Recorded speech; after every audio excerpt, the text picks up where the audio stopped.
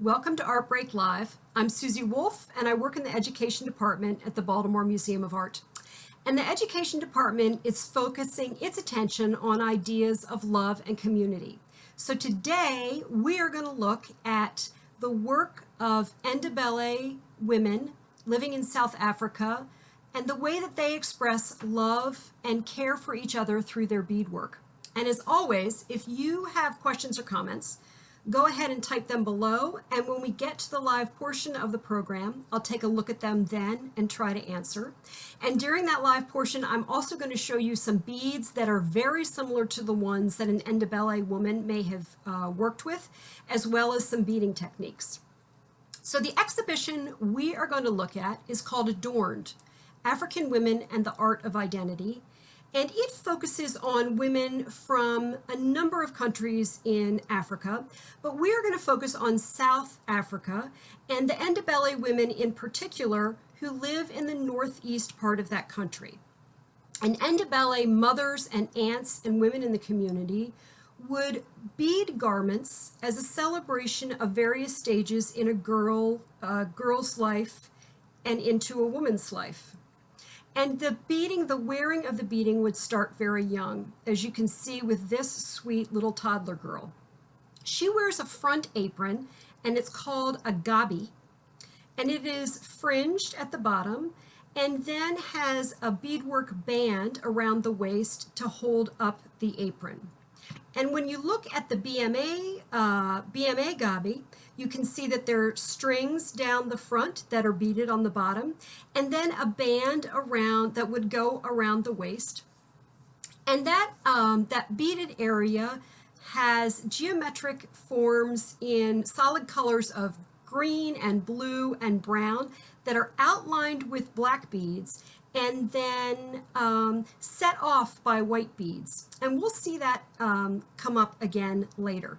Now, the reason that a tiny girl would be given a gabi was that it celebrates the fact that she was born Ndebele. And as she got older, say to the ages of 9 to 11, she would give up a fringed gabi and begin to wear a rectangular apron like the one we see here. And in this example, there is a house that's decorated on the front of it. Now, at some point during her young life, she may be gifted with dolls, beaded dolls that look like these. And they weren't meant to be played with, but they were meant to show the way in which an initiated girl would be adorned following her initiation. So at the age of about 13, girls would be brought together and would be taught by Ndebele older women about community and culture. And at the end of that ceremony, they would become members of the community, the same way that a girl might be confirmed as a Christian or become a bat mitzvah as a Jew or celebrate or quinceañera as a member of the Latinx community. So at her initiation, she would appear with gorgeous beaded rings around her legs and her arm and her midriff and her neck. And she would wear those beaded bands throughout her life, mostly for ceremonial occasions, but from the time of initiation all the way through the time that she was an older woman. Now, all of the garments that we've looked at so far from the BMA's collection are all from the 1950s, as is this blanket cape that would have been worn by an Ndebele bride. And it was a woolen blanket that was embellished by beadwork, perhaps by women in the bride's family, maybe with help from women in the groom's family, but it is so ornate that it's possible that a master beader, a woman, was hired to create the blanket. So she would wear the blanket at her wedding, and then a bride would wear it for ceremonial occasions after that. And if we very quickly compare the blanket cape to the gabi worn by the toddler, I think you're going to see some similarities in their design. So just take a look at that for a quick second.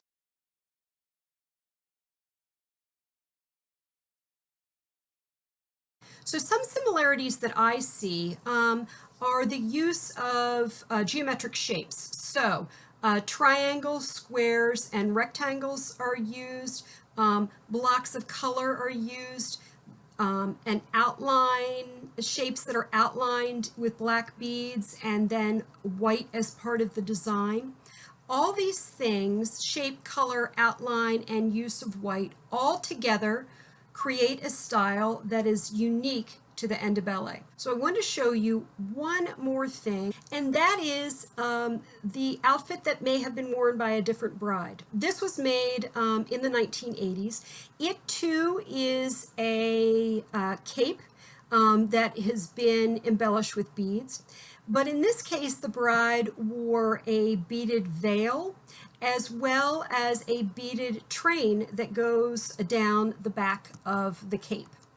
And if you look at both brides who wear the blanket cape and the bride who wore the white cape, you will see that they are wearing a very similar front apron. And this apron began to be worn on a woman's wedding day and also would be worn to ceremonial occasions throughout her life. It has 5 panels down the front of it, and these 5 panels are called calves, baby cows, for baby cows. And they represent the hope that the bride would have children that would one day surround her and her husband. And perhaps she'll have a daughter, so that she and other Ndebele women can create special beaded garments for special occasions in her daughter's life. So we're getting ready to break. I'll be back with you in a few seconds. But I would love for you to think about and let me know if you have certain clothes that you wear for special occasions in your life. And if you do, if you would type those in for me, I can take a look at them in a few seconds when we get back together. So I'll see you soon.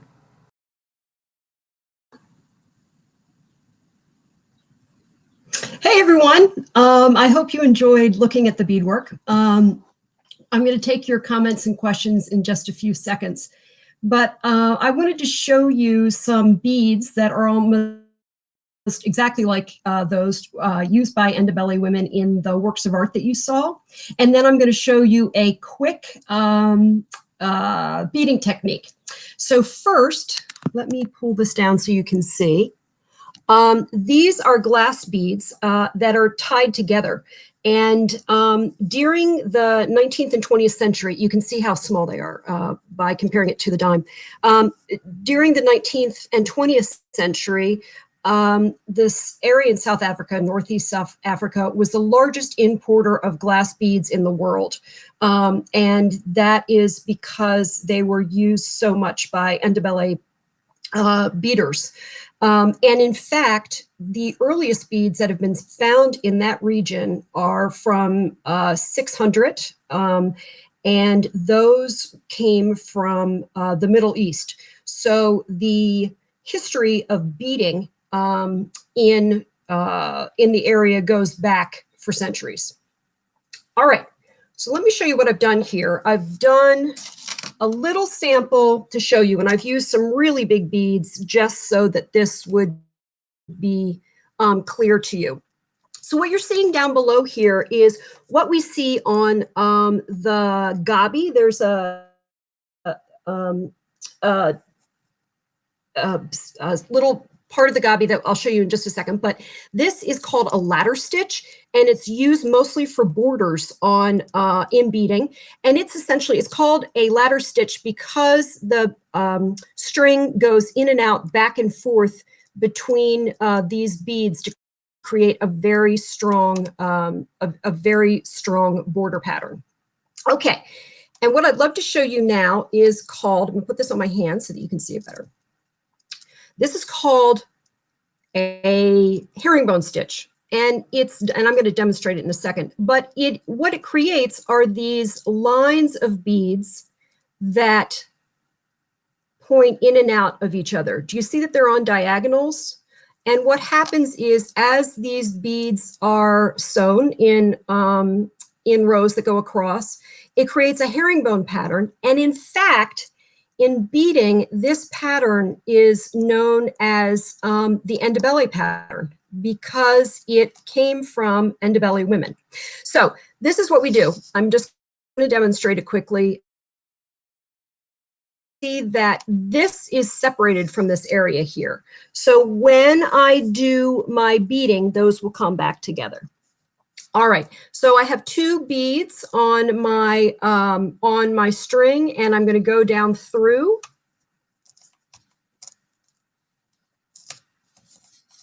Whoop. Sorry. Oh, that wasn't supposed to happen. There we go. All right, so I go down through like that, and when I come back up through here, this row, these beads together, this row will be put together like that, and you can see that it creates that herringbone pattern. All right, so I'm back. Let me take a look at your questions. And I'd love to find out, as we said, what clothes you wear for ceremonial occasions. All right. Yeah, Robin, it's interesting. So one of the great things about Ndebele beadwork is that it allowed women a lot of financial independence because the beadwork was sold by women, by Ndebele women, to make extra money. You're exactly right. So they were purchased by tourists or by other Ndebele women. Long trailing.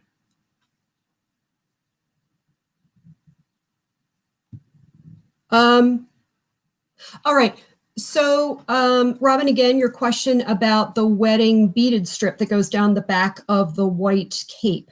That is held up by, as you can imagine, essentially a bridesmaid who holds it up so that it doesn't drag in the dirt.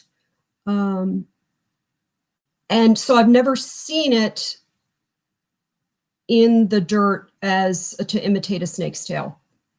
I've just seen it being held up. All right, any other questions?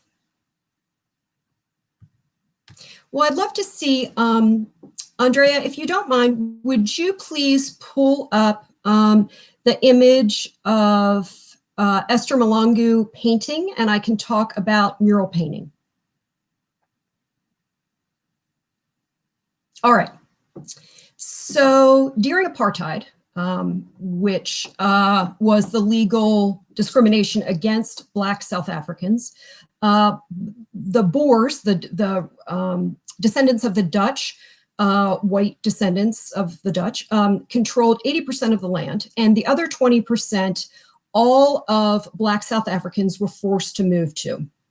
In the case of the Ndebele, with all of this beadwork that they had been making, they began to do something really fabulous. And that is that women, families were now working often on homesteads belonging to white South Africans and working on the farms. And they would have homes there. And the women began to paint murals that were very similar to the beadwork, as a way to say that we are Ndebele, we live here, sort of as a cultural affirmation. And so you're seeing a woman here, Esther Mulungu, who's 85 years old, and she's essentially a cultural, she's an amazing artist, and she has made murals on homes. In this case, you can see that she's using not quite a brush. It is a chicken feather that she's using to paint. And nowadays, thank you very much. Nowadays, people paint in acrylic paint. But back after sort of the beginning of apartheid, these designs would be made with a mixture of water and cow dung and clay and ash. And then the design, instead of being painted, would be created by finger prints moving through the pattern. So essentially, this said, we're Ndebele, we've been moved off our land, but we affirm our culture. And Esther is so well known that she has been in the 90s. BMW asked her to create an art car with her designs on it. She's also designed a car for Fiat and did a plane for British Airways. All right.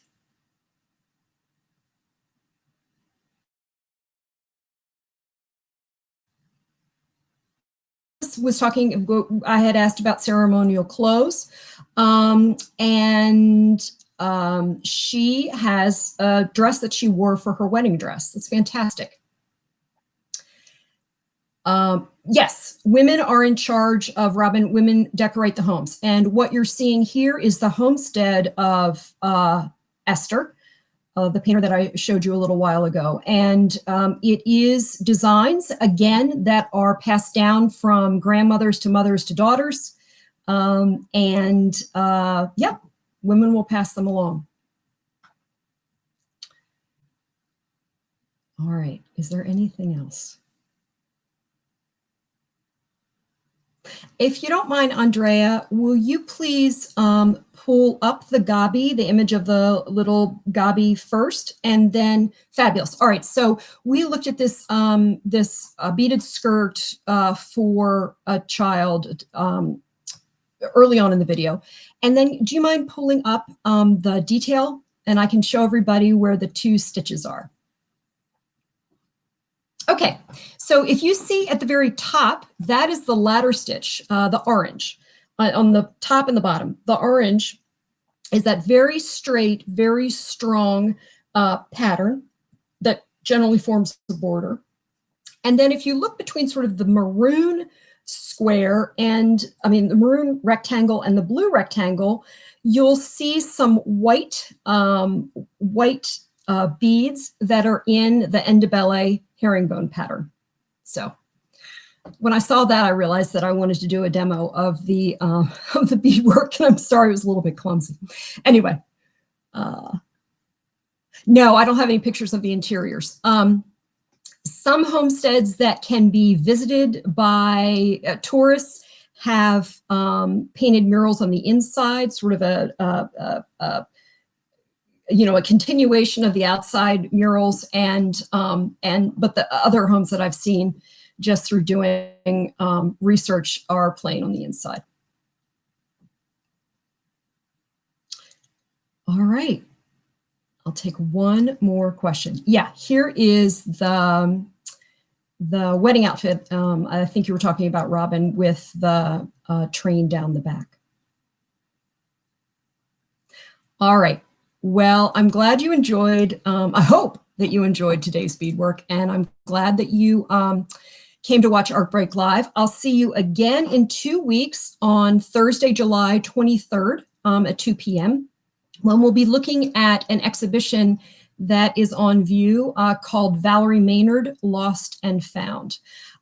If you want to do an activity based on the beading that you see here, if you go to our families tab, there are instructions related to the exhibition called Crafting Handmade Beads.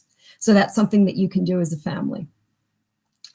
The show actually has closed on June 28th. So we won't be able to see it, but unfortunately the galleries aren't open. So yeah, we'll get back and have the galleries open soon, I hope. All right. Thanks very much for joining.